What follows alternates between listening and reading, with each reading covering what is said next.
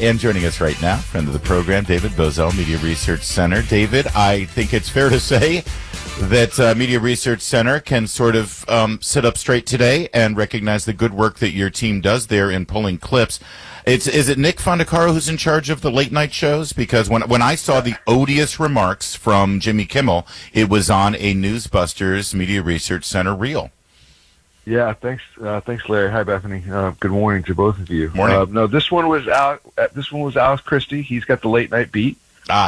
Nick's got the Nick's unfortunately has the beat with the View. Oh, that's right. You make him watch The View. That's right. That's right. All right. Well, good job, Alex. But Alex is having a bang up year. I mean, he's got Jimmy Kimmel and Colbert, and he's got two scalps. Does this come with hazard pay when you make them do these things? This sounds terrible. They watch it so we don't have to. You have to be a different kind of crazy to to do this sort of thing. So, but I love them and they're great.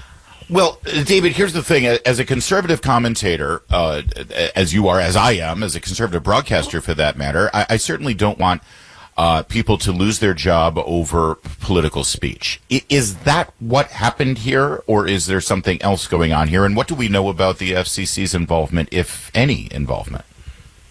Well, I don't remember Jake Tapper or anybody in the media ever complaining when the federal government took over 1/6 of the economy, with Obamacare and mandated, that all health insurance have to cover abortifacients. I don't remember anybody ever complaining about that kind of government overreach ever. Mm-hmm. So I don't really want to hear it from left wingers about did the government go too far here? Now, Brendan Carr didn't threaten anything. It appears that two of the affiliate networks, Nexstar and Sinclair, had enough. That grassroots Americans across the country had enough. They did not want to have a guy like Jimmy Kimmel beamed into their television screens. They were willing to cut the cord. But Sinclair and Nexstar, they're trying to preserve the cord, as it were. Right? That's their business model, cable. Yeah. And they don't want people cutting their cord. And Kimmel was in the cord. And so you gotta make sure the guys that go on broadcasts are accurate, and in this case, funny. And his comment and the Trump video part of the comment I could live with. But the comment obviously about MAGA and how we were protecting this killer because he was one of us is just beyond the pale. Yeah. And people had enough with Jimmy Kimmel. Yeah, and I think that's an important distinction that I think Brendan Carr needs to come out in front of the degree to which he was or was not involved in this.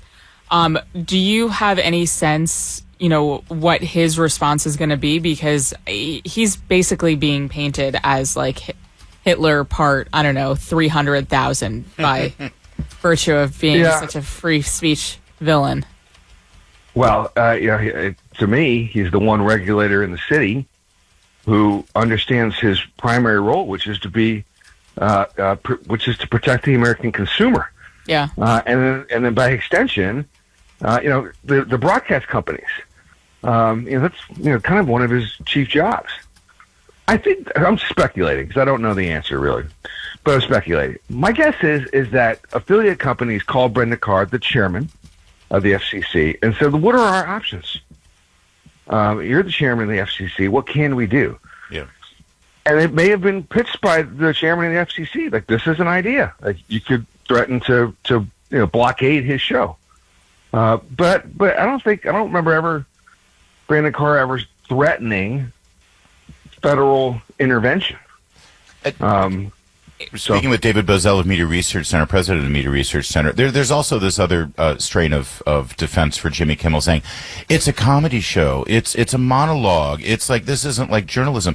But y'all at MRC have been tracking the influence and importance of these late night shows and how political and how news oriented they have become. It is disingenuous at best to say that this is just a comedian telling jokes, isn't it? Absolutely, it's disingenuous at best. I mean, every time anyone gets on television now, you have an opportunity to go viral, and so their daily evening ratings may not be what they were, but they can go viral for any moment at any time and be watched by millions of people. So remember the YouGov poll that came out after in the couple days after Charlie. Majority of the country believed that he was MAGA, that the assassin was MAGA. In the YouGov poll, and we all kind of looked at that kind of shocked, like, well, how could people believe this?